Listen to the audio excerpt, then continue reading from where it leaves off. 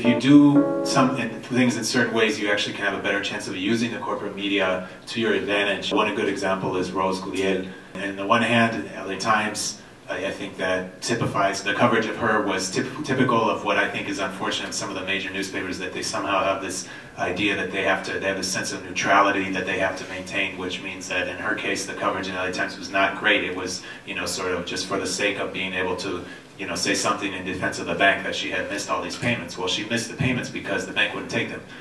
Newspapers, the journalists are a little afraid to just take a position because they have to be, quote-unquote, objective. At the same time, I think that there was some corporate media that really drove the entire success of the Rose Gulliel campaign to save her house, starting with the San Gabriel Valley Tribune, which is a corporate paper, but they managed to run in the course of like 2 weeks about 7 or 8 front-page articles about her encampment outside her house, and that drove a lot of the other media interest in the story.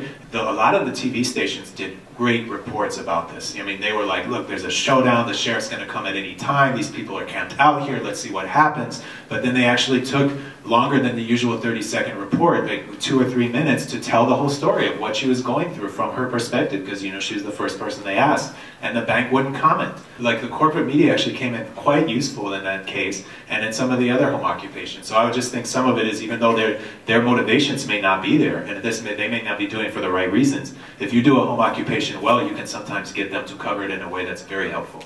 We have our own media now, we could go live. So I think that that's another reason why they do cover some of the stories, is because we will.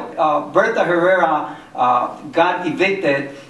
We had a film of the police, the sheriffs actually handcuffing the occupiers. So they don't want to be behind the game. This Friday at 10 o'clock, we are going to be demonstrating in front of the state attorney's office to encourage her to remain strong with the banks. She needs our support. So that will be over at the corner of 4th and Spring. And that will be at 10 o'clock in the morning. There's going to be a collision of groups getting involved. We invited them to participate.